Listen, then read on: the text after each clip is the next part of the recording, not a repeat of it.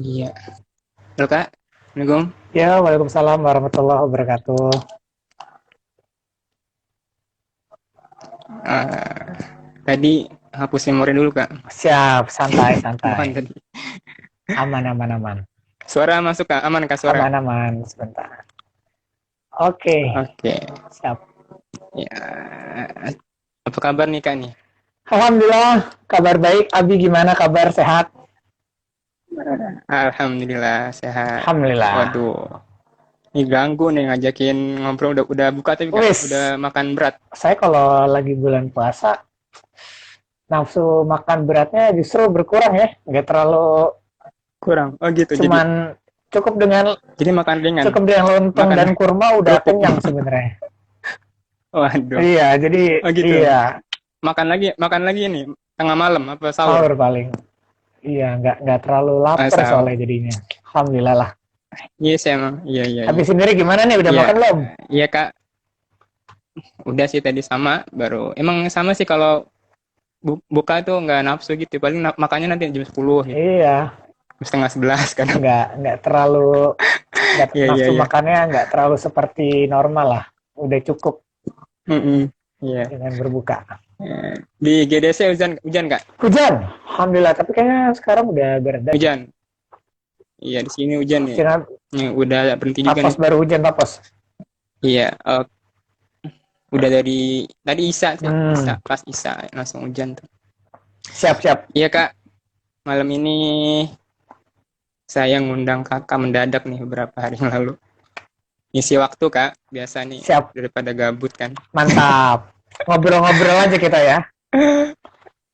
Ngobrol santai aja. Nanti Kak Randi kalau misalkan sambil makan juga nggak apa-apa. Sambil makan lontong lagi juga nggak apa-apa. Udah cukup kenyang. Ya, ya Kak Randi, seperti yang sudah ditulis di layar ya. Yes. Kita ngobrol-ngobrol singkat aja. Alhamdulillah nih akhirnya kesampaian juga. Kemarin sempat rencana juga akhirnya gagal mulu kalau sama Kak Randi itu kadang ada aja lah. Alhamdulillah akhirnya sekarang bisa nih. Alhamdulillah. Seperti yang sudah ada di info, jadi saya ingin belajar bareng Kak Randi malam ini. Belajarnya cuman belajar nyantai, berkah corona ya. Kira bisa muncul-muncul ide seperti ini. Saya kemarin beberapa hari yang lalu nge-stalkingin IG Kak Randi sih. Waduh. Kemudian dapat apa namanya ada flyer gitu ya tentang fashion. Kebetulan nih kayaknya perlu juga nih untuk diomongin gitu. Wes, siap. Oh, jadi malam ini kita Terutama pengen tentang ngobrolin apa sih namanya? seputar passion ya. Iya, tentang fashion ya, fashion juga. Itu nanti mungkin karena itu tulisan yang di flyer itu tulisan Kak Randi sebetulnya. Eksekutif, kemudian pas kayaknya tuh. Betul kemarin pengen ngebahas ini, ada lagi tuh yang kemarin tuh. Menarik juga, cuman akhirnya kayaknya kalau bahas fashion nyambung juga ke situ gitu kan. Jadi gitu Kak. Oke. Mungkin dari saya ya, mungkin kita ini kan sering dengar kata passion ya. Kalau misalkan ini langsung aja nih Boleh, kayak boleh. kita baca bismillah dulu ya. Bismillah dulu deh kayak. Ya bismillah dulu Ya, deh kayak. siap. Bismillahirrahmanirrahim. Teman-teman semuanya yang bergabung mungkin nih followernya Kak Randi semua nih yang bergabung saya mah apa? Iya, nggak boleh gitulah. Anak-anak semua followernya. Kita berbagi. Siapapun yang mendengarkan, semoga ada berkahnya dan ada manfaatnya, insya Allah. Ada manfaatnya ya. Insya Allah. Ya, Bismillah, Alhamdulillah, Allahumma sholli ala Muhammad wa ali Muhammad. Iya Kak, jadi itu Kak mungkin saya pribadi sih ini untuk saya pribadi ingin lebih tahu lagi ya tentang apa sih itu passion ya. Mungkin kalau saya sih taunya passion itu apa ya? Mungkin bahasanya gairah kali ya, gairah untuk melakukan sesuatu, kemudian hal itu kadang kita bisa lakukan dengan sukarela gitu kan. Kadang juga kita bisa berkorban untuk itu ya kalau misalkan kita udah menemukan sesuatu yang kita suka gitu kan ya Kak Randi ya. Seperti halnya ini nih, saya ini senang ngobrol gitu orangnya, senang ngobrol sama orang, kemudian senang apa namanya memikirkan hal-hal yang kayaknya perlu ada diskusi dan lain-lain. Itu mungkin Saya akhirnya gini, di usia 20 sampai 25 ini ya saya ya, maksudnya di usia 20-an kan biasanya kan kasusnya gitu ya, mencari jati diri gitu Betul. kayak. Mencari, bukan mencari kitab suci ya. Cari kitab suci udah dilakukan sama Sung Gopong. Kira mencari Jadi jodoh. itu Kak, mungkin Kak Randi bisa mencari jodoh. Kalau mencari jodoh kita sama-sama amatir ya. Bersama. Ya mungkin Kak Randi mungkin bisa ngasih tips-tips ya. Sebenarnya menurut perspektif Kak Randi kali ya. Apa itu mungkin passion itu. Kemudian mungkin bisa dijelaskan lagi tuh flyer yang pernah ditulis Kak Randi di IG Kak Randi gitu. Tahun kapan itu? Itu sih Kak Randi, mungkin 45 menit ke depan. Siap, Kapan insya ya? Allah. Saya nggak lihat tanggalnya sih. Saya stalking-stalkingin aja. Oke, Iya, baik iya, Abi, iya. thank you banget nih apa udah diajak buat sharing-sharing malam hari ini. Semoga sharingnya di malam Ramadan ke malam 7 ya berarti ya sekarang puasa ke-6. Semoga ada Ya, manfaatnya dan ada berkahnya lah ya insya Allah. Minimal buat saya amin, pribadi, amin. buat Abi juga mungkin dan juga wabil khusus buat teman-teman yang menyaksikan insya Allah semoga ada manfaatnya yang bisa dipetik pada malam hari ini ya. Baik teman-teman semuanya, Abi juga sebenarnya kalau kita bicara seputar passion sebenarnya ini sebuah sebuah pencarian ya atau sebuah perjalanan. Jadi yang namanya sebuah perjalanan itu kita terkadang tidak ada ujungnya ya. Dalam artian proses untuk pencarian passion ini sebenarnya tidak terbatas oleh usia sebenarnya ya. Jadi kalau saya teringat salah satu ungkapan dari Analisa Widya Ningrum, seorang psikolog. Saya cukup beberapa bulan ke belakang cukup mendengarkan beberapa kontennya di YouTube seperti itu. Beliau pernah mengatakan bahwa hidup itu bagaikan perjalanan dari satu titik ke titik yang lain. Jadi dalam artian sebenarnya terkadang kita dalam pencarian sebuah passion itu kita sedang mencari, sedang berproses, sedang dalam sebuah journey atau perjalanan dari satu titik ke titik yang lain, di mana kita sedang mencari kira-kira passion yang tepat dan yang paling pas dan terbaik buat kita itu seperti apa ya. Dan sebenarnya ya tadi bicara passion tidak terpatok dengan usia sebenarnya. Namun seringkali memang ketika seseorang sudah berada di fase-fase yang krisis ya, apalagi kan sekarang teman-teman familiar dengan istilah quarter life crisis ya, di mana usia-usia yang sedang di titik pencarian jati dirinya itu sedang begitu menggebu-gebu gitu. Nah, ini biasanya akan muncul awareness atau kesadaran yang lebih dalam lagi. Jadi, kalau kita bicara passion, intinya kita bicara sebuah perjalanan dalam proses hidup kita. Pun sama, termasuk saya pribadi, misalkan dengan usia yang seperti ini, boleh jadi ada passion saya yang lain yang mungkin belum bisa saya jalankan gitu. Dan sekarang kalau saya pribadi ketika bicara passion ya passion saya di bidang public speaking gitu karena dari mulai kebiasaan, rutinitas, kenyamanan, kenikmatan, bahkan sampai ke dunia profesi pun sekarang banyak saya laluinya itu di dunia public speaking karena itu ya sekarang banyak saya rasakan dan banyak saya kontribusikan buat banyak orang kayak gitu. Nah, jadi kurang lebih kayak gitu teman-teman semuanya. Kemudian saya pengen sedikit share ya sebenarnya passion itu apa sih gitu ya. Ini sebelum kita bicara passion apa, sebenarnya passion ini penting atau enggak gitu ya. Nah ini pertanyaan juga nih yang terkadang perlu kita renungkan di dalam hidup teman-teman ya. Seberapa penting sebenarnya passion itu? Karena kalau kita lihat, kalau misalkan kita mengerjakan sesuatu itu tanpa adanya passion, sebenarnya itu kalau dibilang merugikan buat orang lain mungkin tidak. Tapi kalau itu dilihat dari perspektif diri kita sendiri, boleh jadi akan banyak waktu, bahkan cost atau biaya, sampai dengan tenaga yang kita keluarkan itu saja dan itu sebenarnya nggak berdampak buat diri kita.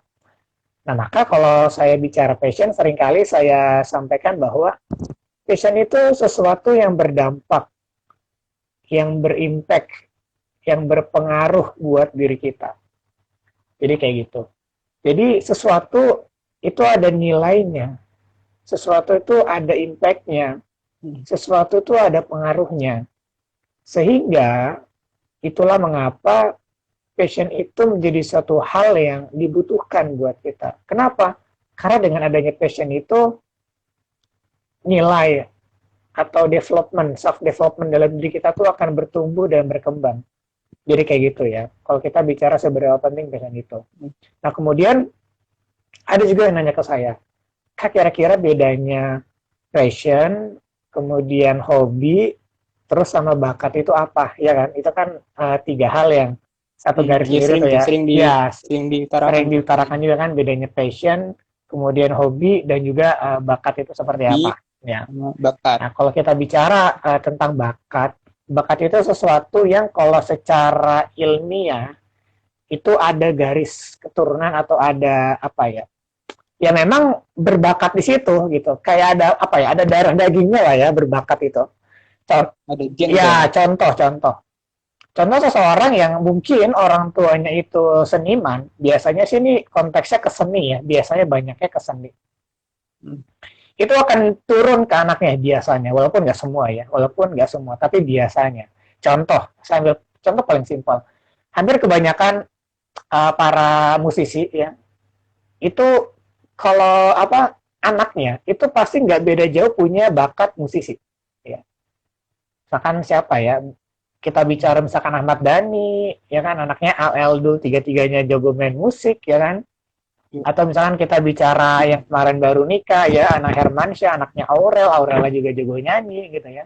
Kemudian kita bicara siapa lagi ya musisi yang anaknya itu Yovie Anono. Lagi tren. Atau dulu ada Indra Lesmana, anaknya itu kan si siapa yang mengcover lagu Chrisye itu, nah dia juga jago nyanyi gitu. Jadi itu bakat ya. Sehingga itu turun terbawa dengan dirinya.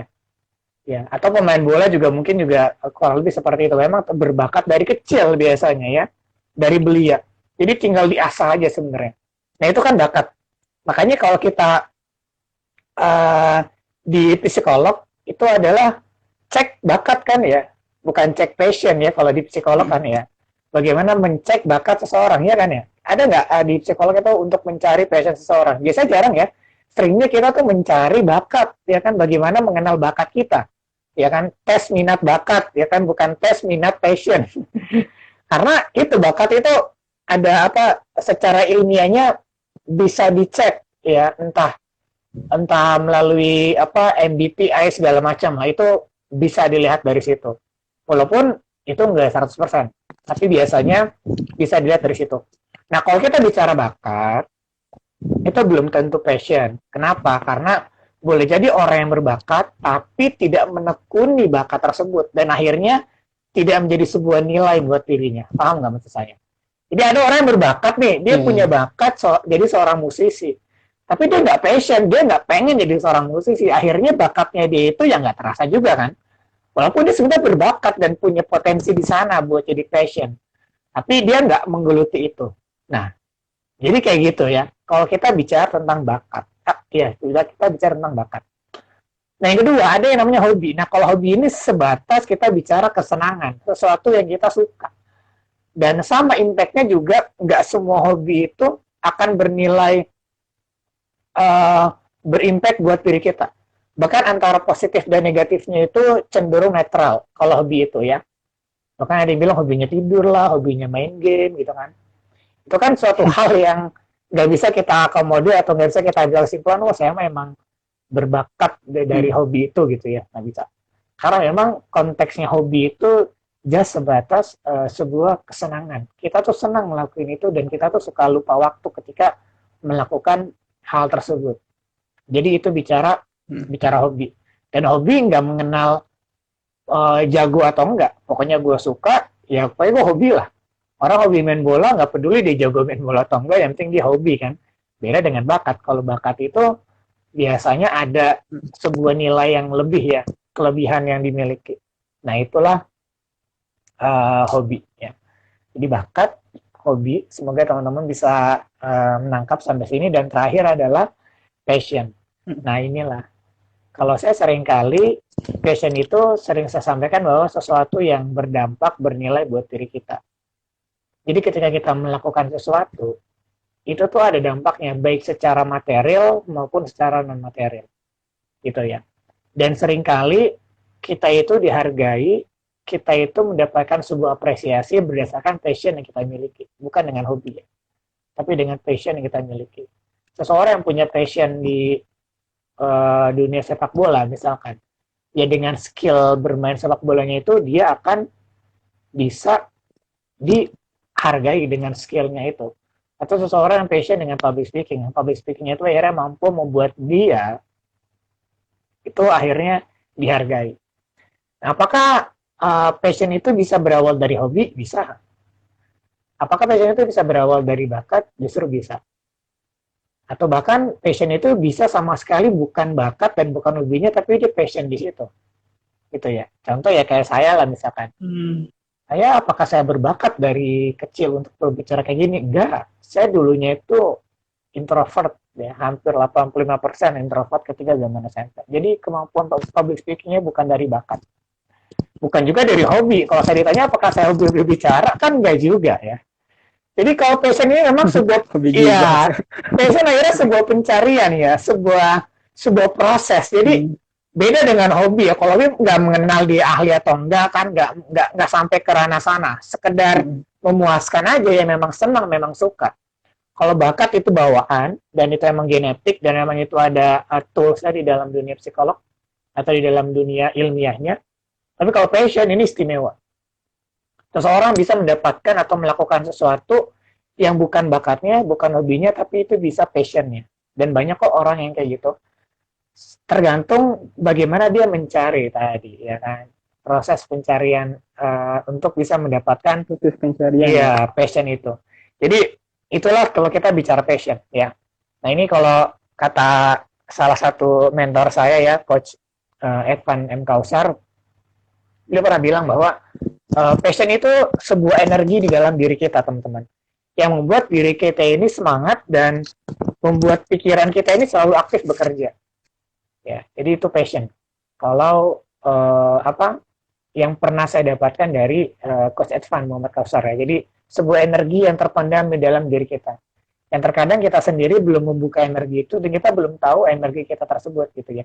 Dan akhirnya dengan energi tersebut membuat kita semangat dalam menjalani hidup dan membuat pikiran kita ini selalu aktif untuk bisa bekerja atau kreasi. Itu kurang lebih kalau kita bicara tentang luar biasa. Ini udah KS nih, udah ada passion, udah dapat hobi sama bakat juga nih. 3. Yes. Betul. Iya, Kak Randi berarti saya juga sering beberapa akhir ini sering lihat Bu siapa manggilnya? Tadi Analisa Widoningrum. Ya, Mbak Ana. Mungkin bisa diundang. Diundang di teras medan. Masya Allah, amin ya. Dia sering bicara tentang ini juga ya, apa namanya, berbagai hal. Iya, karena dia pendekatannya secara psikolog kan. Tadi menarik sih Kak Randi ya tentang pencarian tadi, menarik ya. Berarti tadi Kak Randi itu menemukan passion itu ketika kan dulu tadi Kak Randi bilang introvert. Oh iya. Kemudian dalam perjalanannya ketika SMP SMA mungkin ya bertemu dengan lingkungan gitu kan. Kemudian aktif di berbagai organisasi dan lain-lain mungkin betul sekali. Atau berhubungan sama orang lain gitu kan. Itu mungkin jadi salah satu ini juga ya Kak Randi, apa namanya, untuk kita bisa menemukan passion. Betul sekali. Kemudian yang saya tanyain gini Kak Randi, passion itu kita bisa tahu nggak sih gitu? Wah ini gue begini nih. Gitu. Bisa. Kita bisa menyimpulkan sendiri nggak sih? Tanda-tandanya selain apa tuh kira-kira yang konkretnya yang Kak Randi? Oke, jadi gini. Wah ini gue tahu nih, gue nih passion gue di sini. Kita jadi bicara apakah kita bisa mengetahui bahwa itu passion kita atau bukan? Ya jelas banget ya. Makanya kalau bakat itu tadi, kalau bakat bisa dinilai dengan orang lain, tapi kalau passion belum tentu orang lain bisa menilai karena kita lebih banyak berbicara tentang kita. Karena jarang orang bisa menilai, oh lu tuh passionnya di sini gitu kan. Di dunia psikolog pun saya nggak pernah dengar ya kalau untuk mengenal passion, yang seringnya itu bakat. Karena tadi ya secara genetik, secara ilmiah itu memang bakat, bukan passion kita bicaranya. Karena kalau kita bicara tentang passion itu it's about yourself atau it's about ourselves. Itu bisa tentang ya diri kita gitu, diri kita sendiri seperti apa atau self talk buat diri kita sendiri. Nah, kalau ditanya apakah passion itu bisa kita ketahui, jelas bisa, teman-teman. Jelas bisa. Selama kita sering menilai dan kita sering menganalisa setiap aktivitas yang memang kita lakukan. Saya sarankan kepada teman-teman yang sudah mulai masuk ke usia ya 20-an lah ya, 20, apalagi kalau udah lulus kuliah lebih tepatnya. Itu harus sering-sering melihat apakah aktivitas yang saya lakukan itu sesuai dengan passionnya.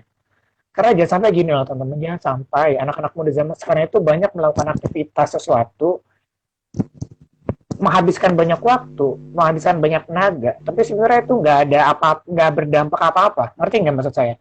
Jadi kita habis yang ngelakuin hal itu sia-sia aja, ya kan? Contoh kita apa misalkan tidur, gitu kan? Banyak tidur, So sibuk, ya, so sibuk. atau simpelnya organisasi lah. Menurut saya organisasi juga kan, organisasi itu sebuah proses untuk kita sekarang mencari passion, bukan passionnya organisasi sebenarnya. Karena kalau kita bicara organisasi itu bukan passion kan, tapi itu tuh sebuah proses dalam mencari passion, sebuah tools itu namanya organisasi. Tapi seringkali banyak orang yang akhirnya terlalu sibuk di organisasi, habis waktunya di organisasi, semuanya diikutin, ini kan bahaya ya. Apalagi kalau zaman-zaman kuliah, semuanya diikutin, dari mulai olahraga lah, siaran lah, atau apalah, semuanya dilibas. Tapi kan saya kan lagi mencari jati diri, it's okay, itu setahun 2 tahun itu it's okay. Tapi kalau itu bertahun-tahun, itu kan, ya lu dapat apa? Gitu. Jangan sampai lu tuh cuma dapat capeknya doang. Nah akhirnya saya kayak gitu, saya ketika bicara tentang pencarian passion, memang masa-masa kritikal itu ya sekitar usia kuliah lah ya. Berarti itu di usia sekitar 19 sampai 23 tahun lah. Walaupun tidak terpaku dengan usia. Akan tetapi pribadi saya sendiri itu mulai berasa itu ketika kuliah atau di fase-fase itu. Karena ketika bekerja, kalau teman-teman nanti nggak sesuai dengan passionnya, ya teman-teman akhirnya nggak nyaman, bosan dan segala macam. Nah, sekarang pertanyaannya adalah, gimana sih Kak caranya kita untuk bisa mengenal passion, gitu ya? Ini ada dua sih sebenarnya. Saya pengen bahas yang pertama dulu. Untuk bisa mengetahui passion itu, tools yang pertama, kita harus mengenal 4 hal. Yang pertama adalah, what do you love? Ya, apa yang kamu cintai, apa yang kamu sukai. Jadi, kita harus tahu nih, kita nih sukanya itu ngapain. Oh, saya sukanya ini. Oh, saya sukanya ini. Jadi kita lihat dulu, what do you love? Apa yang kamu sukai?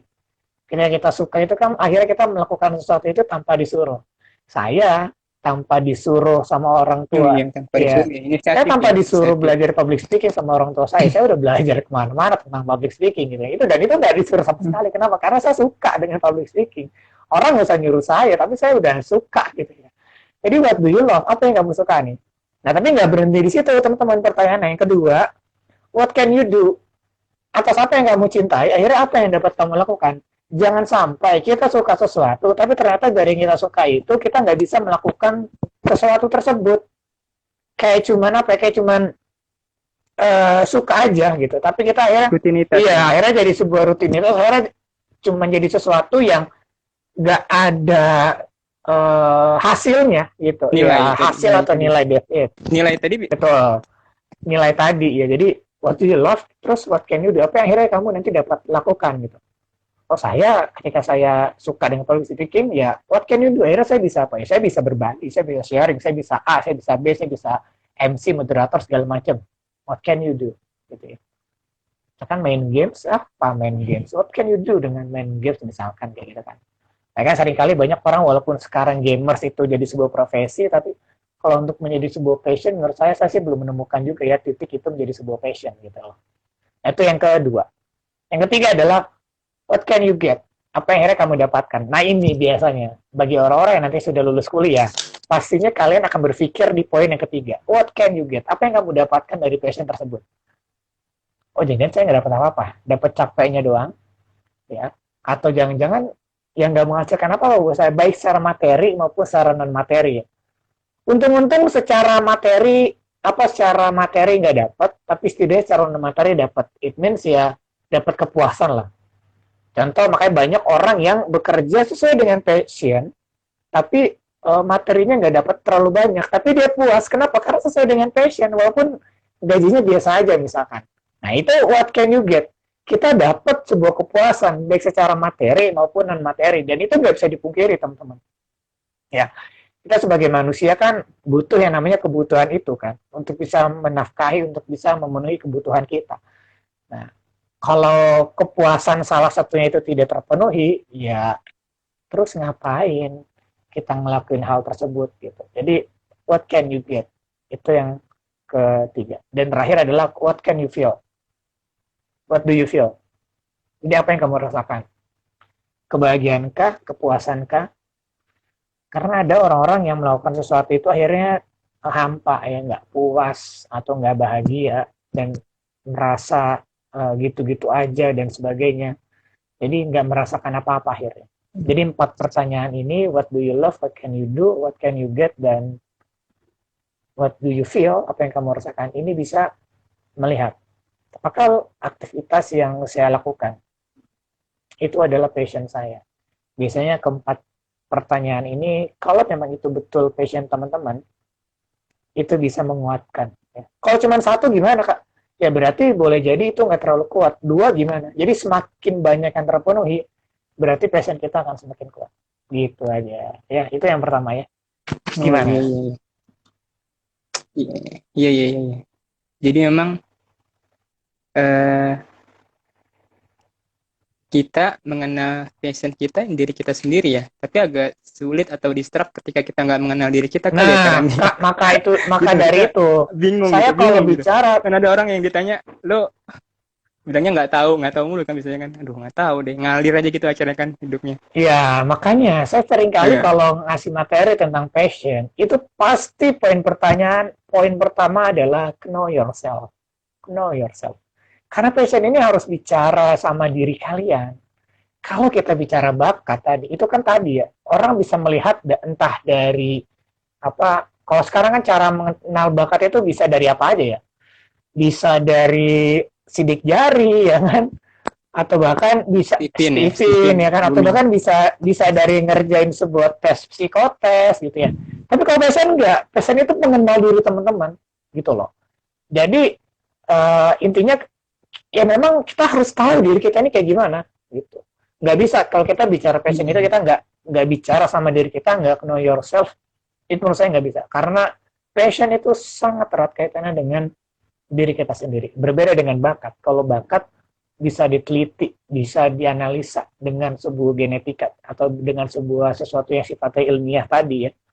Jadi kayak gitu. Makanya saya kalau nyampe tentang passion, pasti poin pertamanya adalah know yourself. Kita harus tahu diri kita ini siapa.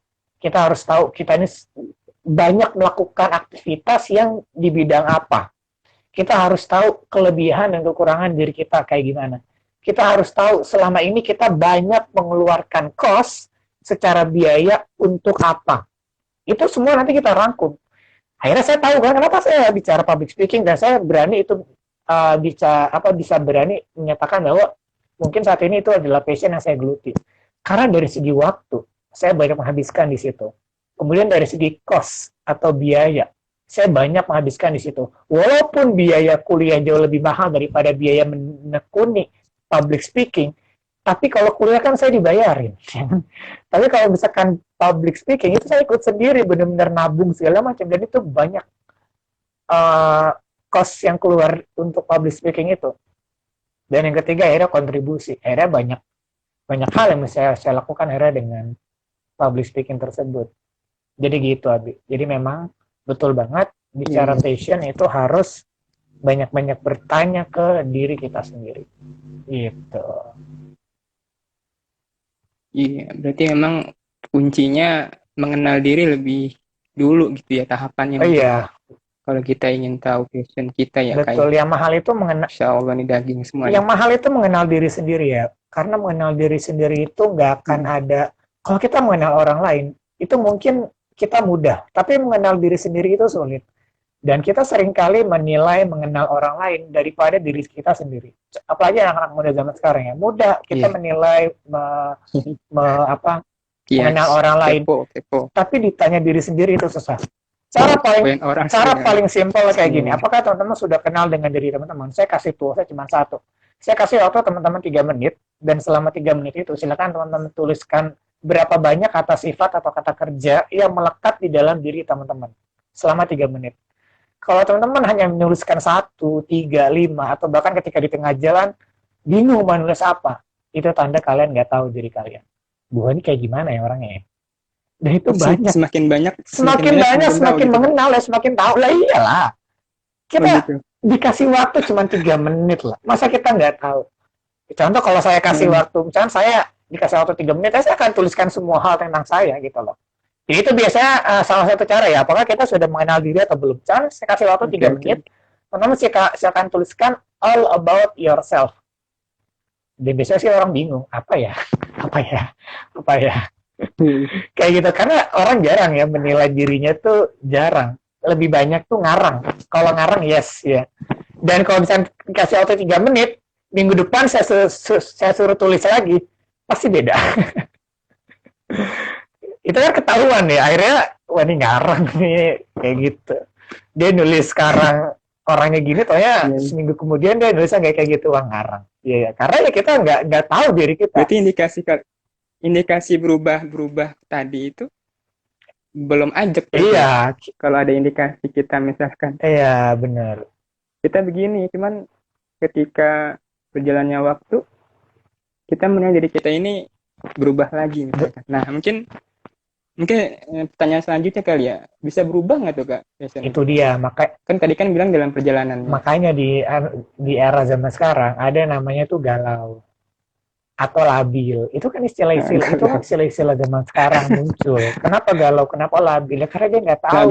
Labil itu indikasi belum kenal diri itu juga kan istilah, ya. Dulu waktu saya kuliah, waktu saya SMA, saya tidak kata galau itu atau labil itu nggak terlalu sering terdengar. Sekarang banyak banget terdengar. Kenapa? Ya karena anak muda ini banyak. Jadi gini loh, kita gampang banget mengamati anak-anak zaman sekarang. Sekarang muncul istilah-istilah quarter life crisis lah, insecure lah, kemudian self love lah, dan macam-macam. Dulu tuh nggak ada istilah-istilah kayak itu, ya nggak sih? Dulu tuh kita nggak ada mendengar kata-kata itu, kita nggak pernah dengar. Apalagi zaman saya sama nggak, kuliah juga nggak sih. Sekarang aja, kenapa itu yang banyak dirasakan oleh anak-anak muda? Karena ya memang itu ya akhirnya terjadi di dunia anak muda sekarang. Nah, kalau tadi pertanyaan Abi adalah apakah itu bisa berubah-berubah? Sebenarnya bukan berubah, lebih tepat kepada kita ini kurang yakin. Berkembang kali ya. Atau kurang yakin ya. Jadi kita ini kurang yakin. Kurang apa ya? Ya kurang yakin ya. Jadi kita tahu kita bisa melakukan sesuatu itu gitu ya. Tapi kita yakin nggak ya gue akhirnya bisa kayak gini gitu. Akhirnya nyoba sesuatu yang baru lagi gitu ya. Makanya saya selalu sampaikan dalam pencarian sebuah passion itu, teman-teman tadi ya kan perlu dicek beberapa pertanyaan tadi ya kan. Atau saya lanjut deh ke pembahasan selanjutnya. Teman-teman juga boleh cek di tools yang kedua ya. Tadi kan secara what do you love, what do you get, what can you do, what can you get, dan what do you feel gitu ya. Yang ketiga ini juga sama nih. Ada beberapa hal yang bisa teman-teman cek. Apakah teman-teman yang pertama bergairah melakukan hal tersebut? Jadi semangat gitu ya. Kemudian yang kedua, itu berdasarkan kesadaran diri teman-teman sendiri. Teman-teman sadar untuk melakukan itu tanpa disuruh. Nah, itu juga bisa jadi passion. Yang ketiga ada skill. Akhirnya ada skill yang terbentuk dari situ, ya kan? Jadi skillnya tuh diakui, skillnya itu bernilai. Dan akhirnya dengan skill itu teman-teman dapat sebuah pengakuan, ya.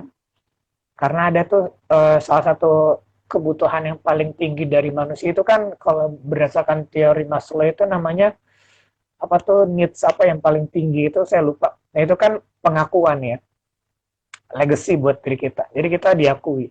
Nah itu boleh jadi itu passion teman-teman. Dan yang terakhir adalah teman-teman berani berinvestasi. Jadi yang pertama adalah bergairah, kemudian kita sadar untuk melakukan hal tersebut, kemudian akhirnya tercipta sebuah skill, dari skill itu ada pengakuan, dan itu semua kita dapat lakukan atau kita dapat korbankan dengan investasi tertentu, mengeluarkan atau berkorban tertentu. Nah itu kita harus sering-sering bertanya buat diri kita. dan jangan gerasak gerusuk atau jangan terlalu ambisius, dalam artian dalam proses pencarian jati diri itu harus ada, tadi kan saya sampaikan di awal, hidup itu bagaikan dari satu titik ke titik yang lain. Jadi teman-teman ketika berjalan dari sebuah titik ke titik yang lain, ketika masih sampai tengah, teman-teman jalanin dulu aja sampai ke titik yang memang teman-teman inginkan. Jadi jangan sampai baru ikut beberapa bulan, kayaknya gue nggak passion, ganti yang lain. Kayaknya gue nggak passion. Jangan kayak gitu. Iya, itu labil lahirnya ya. Biarkan itu berproses terlebih dahulu. Sampai kapan? Ya sampai pertanyaan tadi bisa terjawab. Gitu. Sampai pertanyaan-pertanyaan tadi bisa terjawab. Jadi ada waktu yang teman-teman lakukan, dan setiap orang kan berbeda-beda ya. Mungkin ada yang 6 bulan, ada yang 1 tahun dan sebagainya gitu ya. Dan jadi kayak gitu ya. Orang seringkali dikatakan labil karena dia cepat berpindah dari satu hal atau kegiatan ke kegiatan yang lain tanpa pertimbangan yang matang misalnya. Jadi sebenarnya labil itu kontekstualnya lebih ke arah ketepatan dalam mengambil keputusan. Ya, jadi dia itu dikatakan labil karena main asal ambil keputusan aja gitu. Padahal kalau dia pikir-pikir itu seharusnya dia masih bisa di situ misalkan kayak gitu. Terus galau, istilah galau. Kenapa sih galau? Ya karena dia bingung, banyak melihat orang lain, banyak membandingin orang lain. Kok orang lain sudah bisa kayak gini, gue enggak ya? Ya kita nggak usah ngelihat kayak gitu teman-teman ya. Karena ya tadi ya, kita tuh hidup di zaman dimana kita akan lebih banyak melihat kehidupan orang lain daripada kehidupan kita sendiri. Itu salah satu buat menurut saya dampak negatif teknologi. Teknologi ngebuat kita sering lihat kehidupan orang ketimbang kehidupan kita sendiri. Iya kan? Instagram.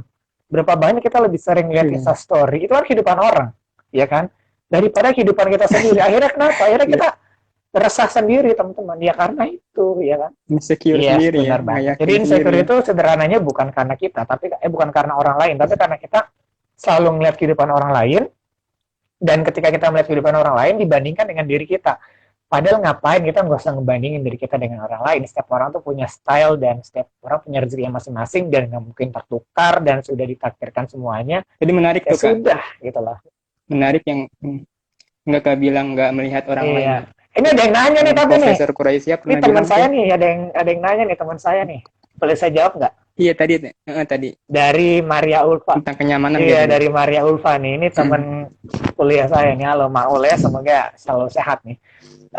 Bilang kamu selalu zona nyaman, padahal itu passion kita. Sebaiknya kita menyikapinya kayak gimana? Nah seringkali kan zona nyaman itu kan zona yang membuat kita jadi tidak bertumbuh ya. Biasanya zona nyaman, growth zone, membuat kita ini nggak bertumbuh. Nah kalau ada sesuatu passion yang dianggap itu tuh terlalu berada di zona nyaman kita, ya sederhananya kita ambil challenging dari passion kita tersebut gitu. Ambil sebuah mungkin bisa sebuah investasi yang kita keluarkan gitu ya. Misalkan teman-teman passionnya apa misalkan, dan itu kayak terlalu nyaman banget gitu. Kayak saya juga udah bertahun-tahun di dunia public speaking, nyaman banget gitu kan, gitu-gitu aja gitu kan. Nah ternyata iya kan ngomong gitu-gitu aja kan, maksudnya ya rutinitas saya gitu-gitu aja. Akan tetapi contoh sekarang ada satu zona nyaman, akhirnya saya harus paksakan dengan cara broadcasting atau live kayak gini di depan kaca segala macam. Itu kan sebuah passion kita, tapi ada hal lain yang masuk dan itu kita harus beradaptasi dan itu harus kita lakukan. Dan itu kita nggak berada di zona nyaman gitu loh. Contoh lainnya kayak gini, saya bicara tentang public speaking. Memang public speaking itu berbicara secara lisan. Tapi ketika saya sekarang menekuni dunia konten Instagram dengan menulis dan bikin desain, dan saya coba sharing dengan apa ilmu yang saya ketahui, itu kan juga bagian dari public speaking tapi berupa non-verbal, berupa verbal apa non-verbal itu ya, secara tulisan. Dan itu keluar dari zona nyaman, ya nggak sih? Dan betapa banyak sekarang pembicara akhirnya keluar dari zona nyaman itu. Jadi teman-teman, kita banyak kok teman-teman satu passion yang kita tekunin, tapi satu passion itu nggak kaku gitu, nggak saklek kayak gitu loh. Contoh teman-teman suka make up gitu ya, passionnya make up, yang awalnya suka make up segala macam, kemudian teman-teman ambil instrumen lain dengan adanya teknologi, teman-teman bikin konten dengan make up, itu keluar dari zona nyaman. Dan itu passionnya adalah bukan di teknologinya, tapi di make up-nya. Teman bisa masak misalkan, yang biasanya masak biasa aja, nggak dibuat konten segala macam, kemudian teman bikin konten, itu kan keluar dari zona nyaman. Atau teman-teman ngajarin masak, mengajar, itu kan keluar dari zona nyaman. Yang tadinya cuma masak, kemudian ada tools baru atau poin baru dengan mengajar. Nah, gitu. Paham ya sampai sini ya? Jadi zona nyaman itu seringkali kita terjebak dengan rutinitas yang gitu-gitu aja dan kita nggak mengambil sebuah challenge atau nggak mengambil sebuah kesempatan lain yang bisa kita manfaatkan. Nah, kita harus mencari nih peluang gitu ya. Dan kalau bicara tentang orang lain, kalau saya sih selalu menjadikan omongan orang itu ya sebagai sebuah masukan ya buat diri kita. Orang lain itu akan terdiam ketika kita sudah meraih hal yang memang kita inginkan. Jadi nggak usah kita jawab, tapi kita buktikan memang dengan karya. Jadi kalau kata Pak Anies Baswedan itu cara paling gampang untuk membungkam para buzzer adalah dengan karya dan prestasi. Itu aja kayaknya.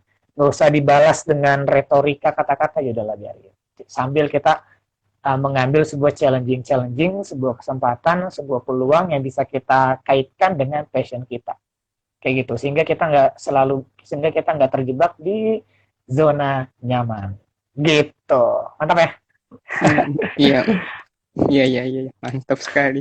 Jadi mungkin ini ya, tadi ini, kalau salah dikoreksi ya kayak.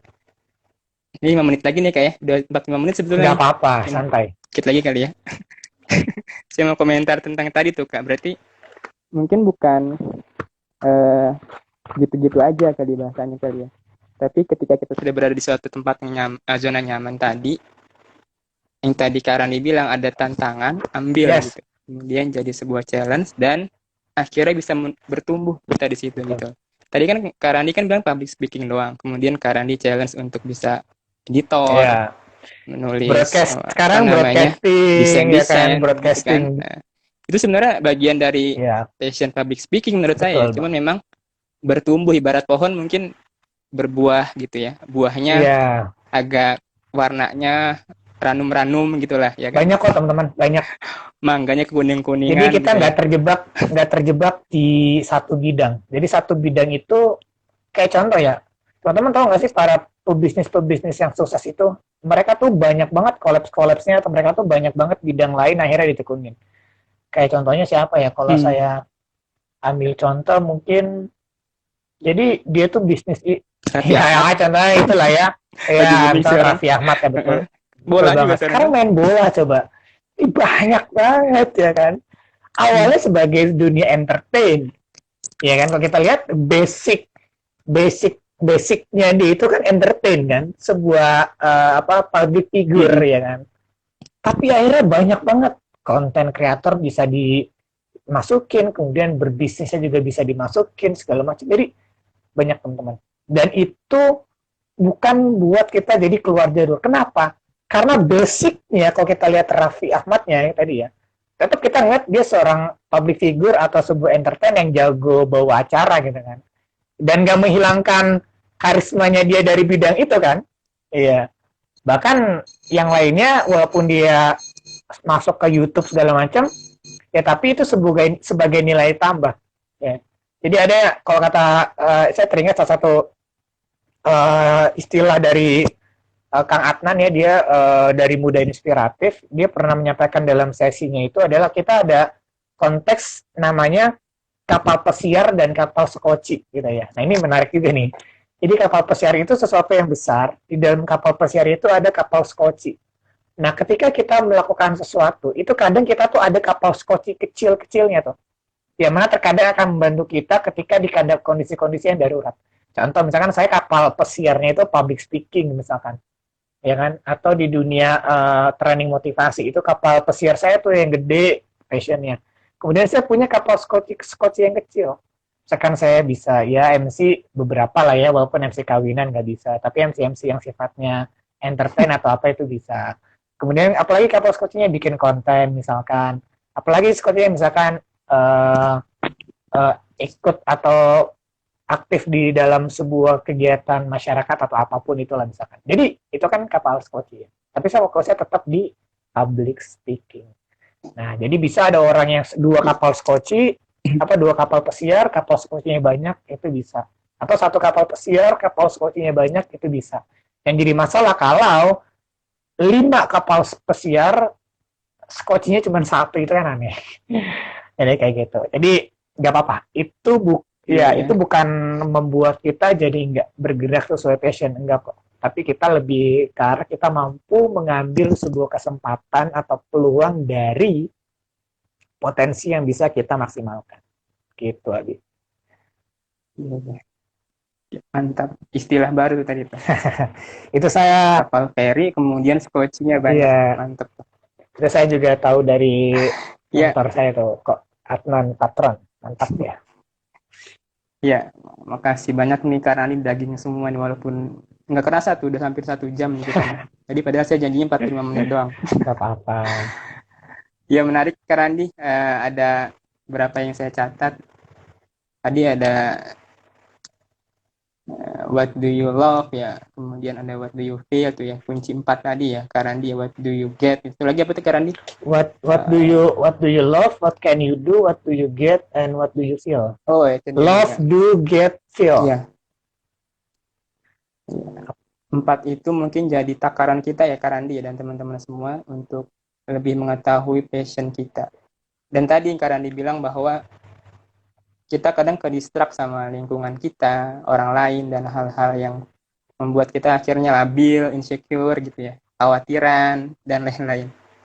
Profesor Koresia pernah bilang nih Kak Randi nih, sempat statementnya beliau yang menarik, kita itu berkompetisi itu sebetulnya untuk kepada diri kita aja gitu. Jadi gini, kalau kita ingin berkompetisi, kita ingin melebihkan misalnya hal-hal yang kompetisi lah ibaratnya bahasanya, kita kompetisinya pada diri kita aja gitu, jangan sama orang lain, karena nanti beda-beda kapasitasnya gitu kan. Orang lain kapasitasnya atau tabungannya beda sama kita gitu kan, tabungan pengenalan dirinya, tabungan keahliannya, dan lain-lain. Kemudian kapasitasnya beda-beda. Kalau kita kompetisinya sama diri kita kan tahu diri kita ya diri kita gitu kan. Jadi kita akhirnya lebih normal lah kalau kita bersaingnya sama diri kita gitu, nggak akhirnya nggak insecure karena ya diri kita ya begini. Betul. Gitu kan, sampai situ gitu. Jadi nggak usah, mungkin bisa dilihat tuh di narasinya. Iya, nggak usah pernah membandingkan dengan orang lain. Kita boleh membandingkan, intinya nggak membandingkan orang lain untuk mengukur sejauh mana kemampuan atau ikhtiar kita, is okay. Tapi kalau membandingkan dari sisi hasil itu nggak bisa sih. Karena hasil itu kan udah ranahnya udah beda ya, udah ke ranahnya Allah Subhanahu wa taala. Jadi kalau untuk membandingkan prosesnya, misalnya dia belajarnya udah tekun, kok gue belum, nah itu nggak apa-apa tuh diperbandingkan kayak gitu. Atau perbandingan secara ibadah itu kan nggak apa-apa kan, bagus buat kita jadi termotivasi. Tapi kalau membandingkan secara hasil, nah itu namanya kita nggak terima takdir, ya. Karena hasil itu udah hasil, orang udah dapat kayak gitu, kita nggak bisa membandingkan. Gitu, yang bisa kita bandingkan hanyalah prosesnya, ikhtiarnya. Mantap. Ada lagi kan 2 kata kunci ya. Berarti bandingkan proses ya. Iya. Fastabiqul khairat ya, bahasa Al-Qur'annya ya. Betul banget. Ya. Iya, terima kasih nih Kak Randi nih. Sama-sama, Bi. 1 jam kurang 5. Siap. Mantap. Semoga. Insyaallah mudah-mudahan lain kali bisa bertemu nih. Ini sebenarnya inisiatif beberapa pekan lalu nih Kak. Daripada kan sekolah masih online juga kan. Jadi banyak kegiatan-kegiatan yang akhirnya di rumah, jadi iya nih. Udah coba. Saya udah tidak lama menyapa fans-fans di Cilodong dan Cilangkap, asik. Nggak bercanda. Maksudnya udah lama nggak silaturahmi ke sana semenjak COVID ini. Semoga bisa bersilaturahmi lah. Tadi ada tuh orang Cilangkap tuh gabung. Oh iya. Itu banget, saya biasanya kalau Ramadan itu udah adalah 2 atau 3 agenda kan di sana daerah Tapos, Cilangkap. Iya. Insyaallah nggak apa-apa. Makasih banyak Kak Randi. Sama-sama Abi. Belum 3 menit kali ya. Kata-kata penutup kali ya Kak Randi ya, mungkin 1 menit atau 3 menit closing buat menguatkan lagi Kak Randi. Kata terakhir dari saya adalah setiap orang memiliki potensi yang luar biasa, dan namun banyak orang yang belum utuh mengenal dirinya. Maka jadilah orang yang mengenal utuh diri kita agar bisa kita menemukan potensi terbaik yang ada di dalam diri teman-teman. Itu aja kayaknya. Jadi Allah ciptain manusia itu dengan ciptaan yang paling sempurna. Bahkan dari sekian banyak umat, kita yang paling umat utama, umat Rasulullah SAW, umat yang terbaik adalah kita, kitabnya terbaik dengan adanya Al-Quran. Jadi semuanya kita yang terbaik. Ya, jadi tinggal kita mencari di mana potensi kita yang terbaik. Kita harus mengenal diri kita ya. Jadi itu intinya mengenal diri kita secara utuh dan penuh. Terima kasih banyak. Wallahu a'lam bishawab. Ya, mantap. Ya, Masya Allah, terima kasih Kak Randi. Ya, jadi lebih terang nih kayaknya. Wah. Ini sebenarnya buat diri saya pribadi sih Kak Randi. Sama. Mudah-mudahan jadi satu titik ya, titik satu. Tadi kita seperti yang di flyer yang tulisan Kak Randi juga. Kita ingin menyambungkan titik satu ke titik lainnya supaya jadi sebuah perjalanan yang terbaik buat hidup kita nanti. Mungkin ujungnya, kalau saya bilang kita nggak tahu berhasil atau enggaknya, kita belum bisa nilai satu ya, belum. Ketika mati mungkin endingnya. Betul. Endingnya ketika orang lain menilai kita baik, ya seperti Syekh Ali Jabir luar biasa. Masya Allah. Itu saya yakin beliau endingnya luar biasa ya, karena hampir semua status beliau isinya dan lain-lain. Kita bisa menilainya ketika di akhir perjalanan kita. Siap. Mantap. Ya, itu aja mungkin. Terima kasih Kak Randi. Sama-sama. Dan selalu sehat. teman-teman semua yang telah menyimak. Sehat dan tetap semangat di hari ke-7 Ramadan ya sekarang. Siap. Malam ke-7 ya. Malam ke-7 ya. Semoga kita selalu semangat dan selalu dapat hal-hal yang baik nih di bulan Ramadan ya. Terima kasih banyak atas waktu kesempatannya Adi. Semoga sehat selalu ya. Terima kasih banyak. Amin. Ya, kita tutup Kak Randi dengan baca Alhamdulillah. Amin. Dan penutup majelis subhanakallahumma bihamdika asyhadu an la ilaha illa anta astaghfiruka wa atubu ilaik. Terima kasih Kak Randi. Selamat melanjutkan makan lontong. Siap. Terima kasih banyak ya. Saya Terima kasih. Assalamualaikum warahmatullahi wabarakatuh.